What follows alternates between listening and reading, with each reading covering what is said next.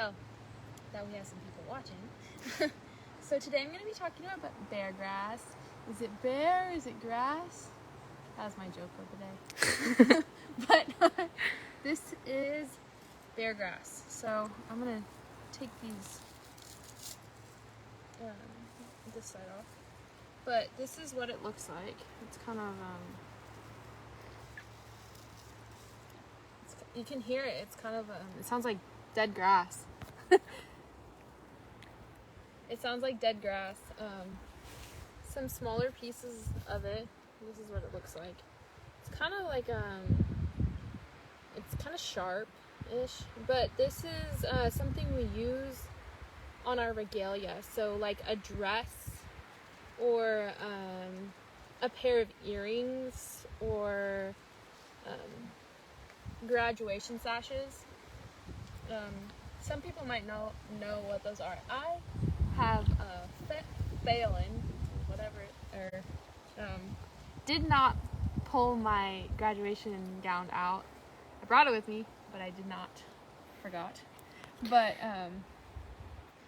they braid this up into something like this. Like, and I can turn it over. It kind of looks the same on both sides. But you kind of like string it through like it's a bead, and then it looks something like this. It can be short, it can be long, depending on the size of the bear grass. So the kind that we have here are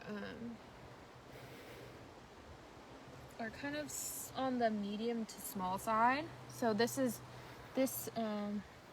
turns into this, and then somebody might put it on jewelry or some regalia, some dresses, end of dresses, and might not know what a dress looks like, and it's kind of hard to explain. Probably should have been better prepared and had a picture printed out.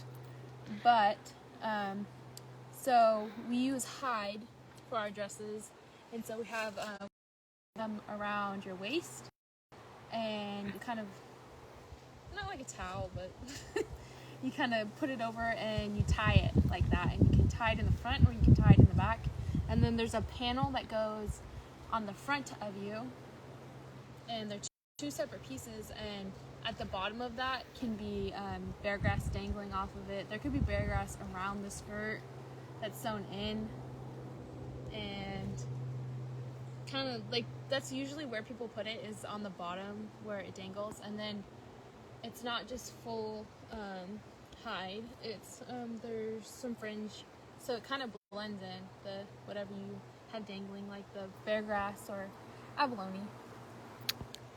Do you use bear grass for making baskets? Yes, you do use bear grass to make baskets.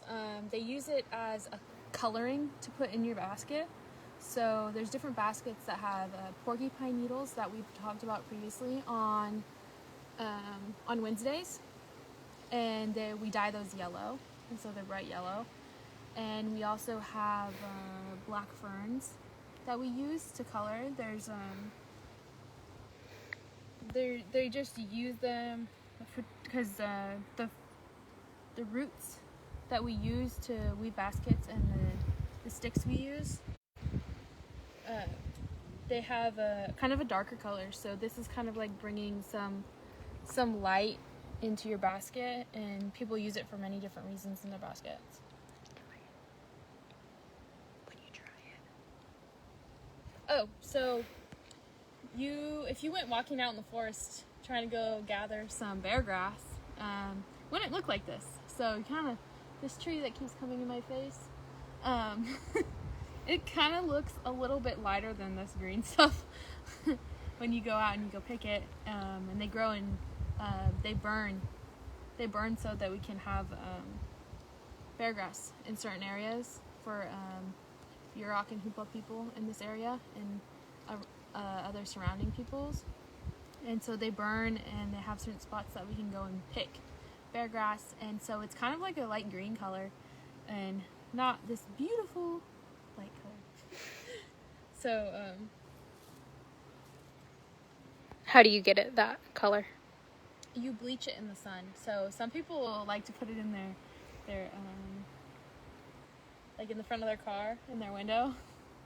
Or people actually bleach stuff like that a lot. They put things like native people. They sometimes put that in the front of their window. That they Dash. Yeah, their dash of their window in their car. But usually you can put it out on the porch and dry it, and it kind of bleaches it by the sun. And you can put it pretty much just outside, and it gets bleached that way from the sun. Where do you find bear grass? So we go up into the mountains, and we have these spots that we're able to go, and we don't usually give those out to like exactly where we go, because then if random people just decide to come and pick bear grass or get acorns, or then there's not enough for a ceremony or ceremonial things that we could be doing with it. But it is up in the mountains a ways.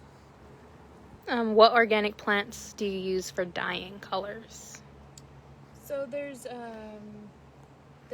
different mosses we use, and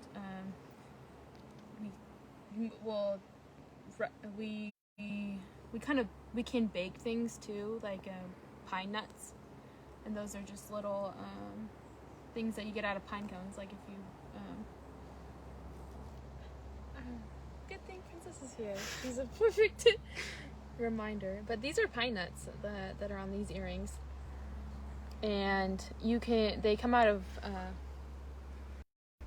pine cones that you see on the side of the road. You just throw them on the ground, and a bunch of pine nuts come out, and they're usually this color when they come out, and we have to grind them and make holes in them. But so you can also bake them, and then they turn black. And so there's different methods of dyeing and changing the color of things that we do, and that we've done for a long time. Is bear grass a root that comes back every year, or does it seed itself? That's a good question. Princess might know the answer to that. It is one that we burn every year. So we will burn, like Maiya said, we do traditional cultural burns, and that makes the bear grass able to grow back and regrow every few years. Are there?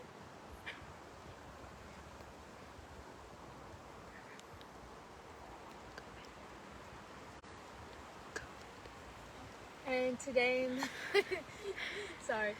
today in the park we are still following regulations and guidelines of the state of California, and that we are still staying social distancing, or we still are social distancing, and we're wearing our masks in the park. And me and Princess may be a little close to each other in these videos, or standing right next to each other, and that's because our situation is different. We live together, and so we may be a little bit closer than other people in these videos, but we're still following the guidelines and social distancing, wearing our masks, wiping down anything that we use that is shared by multiple people. And thank you for watching my live today. Kind of all over the place, but that's alright. Thanks for watching.